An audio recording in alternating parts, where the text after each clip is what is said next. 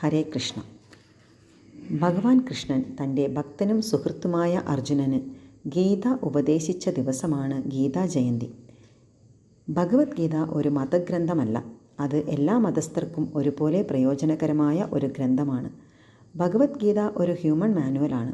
നമ്മൾ ആരാണ്, എവിടെ നിന്ന് വന്നു, മരണശേഷം എവിടെ പോകും, ഭഗവാൻ എന്നാൽ ആരാണ്, നമുക്കും ഭഗവാനുമായുള്ള സംബന്ധം എന്താണ് എന്നിങ്ങനെ നിരവധി ചോദ്യങ്ങൾക്കുള്ള ഉത്തരമാണ് ഭഗവത്ഗീത.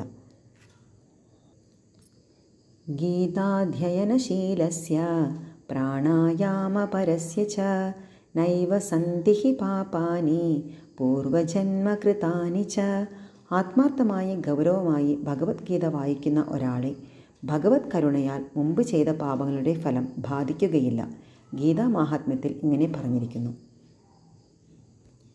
മലിനേ മോചനം പുംസാം ജലസ്നാനം ദിനേ ദിനേ സകൃത് ഗീതാമൃതസ്നാനം സംസാരമലനാശനം. നിത്യവും ജലത്തിൽ സ്നാനം ചെയ്ത് ദേഹശുദ്ധി വരുത്താം.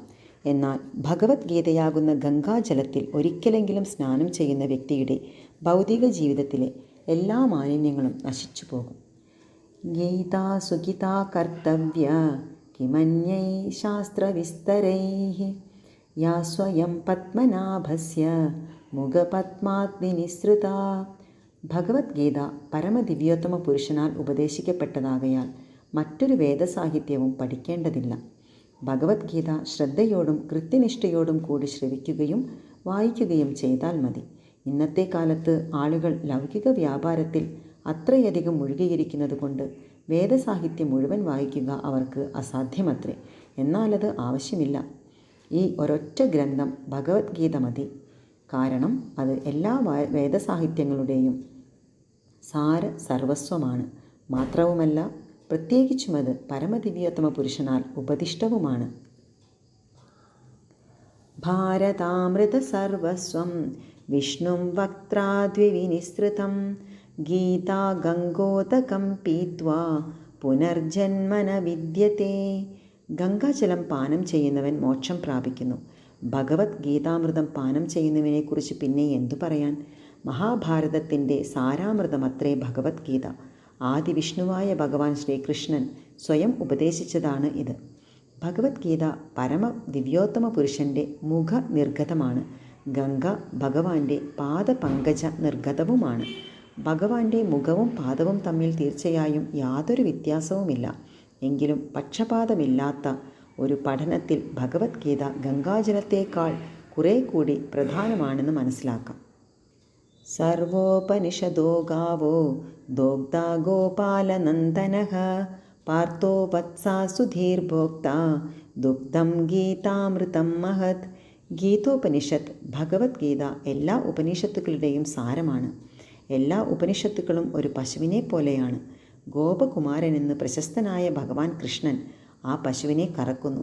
അർജുനൻ ഒരു പശുക്കിടാവിനെ പോലെയാണ്. പണ്ഡിതന്മാരും പരമഭക്തന്മാരും അമൃതതുല്യദുഗ്ധമായ ഭഗവത്ഗീത പാനം ചെയ്യുന്നു. ഏകം ശാസ്ത്രം ദേവകീപുത്രഗീതം ഏകോ ദേവോ ദേവകീപുത്ര ഏവ ഏകോ മന്ത്രസ്തസ്യ നാമാനി യാനി കർമാപ്യേകം തസ്യ ദേവസ്യ സേവ. ഇക്കാലത്ത് ജനങ്ങൾ ഒരേയൊരു ധർമ്മഗ്രന്ഥത്തെയും ഒരേയൊരു ഈശ്വരനെയും ഒരേയൊരു മതത്തെയും ഒരേയൊരു പ്രവൃത്തിയെയും മാത്രം സ്വീകരിക്കാൻ ഉത്സുകരാണ്. ആകയാൽ ഏകശാസ്ത്രം ദേവകീപുത്രഗീതം, ഒറ്റ ഗ്രന്ഥം മാത്രമുണ്ടായിരിക്കട്ടെ. ലോകത്തിന് പൊതുവായ ഏക ധർമ്മഗ്രന്ഥം ഭഗവത്ഗീത. ഏകോ ദേവോ ദേവകീപുത്ര ഏവ. സമസ്ത വിശ്വസ്തിനും ഒരേയൊരു ഈശ്വരൻ മാത്രമുണ്ടായിരിക്കട്ടെ, ശ്രീകൃഷ്ണൻ. ഏകോ മന്ത്രാസ്തസ്യ നാമാനി. ഒരേ മന്ത്രം, ഒരേ പ്രാർത്ഥന, നാമസങ്കീർത്തനം. ഹരേ കൃഷ്ണ കൃഷ്ണ കൃഷ്ണ ഹരേ ഹരേ, ഹരേ രാമ രാമ രാമ ഹരേ ഹരേ. കർമാപ്യേകം തസ്യ ദേവസ്യ സേവ. ഒരൊറ്റ പ്രവൃത്തി മാത്രമുണ്ടായിരിക്കട്ടെ, പരമ ദിവ്യോത്തമ പുരുഷ സേവനം. ഹരേ കൃഷ്ണ.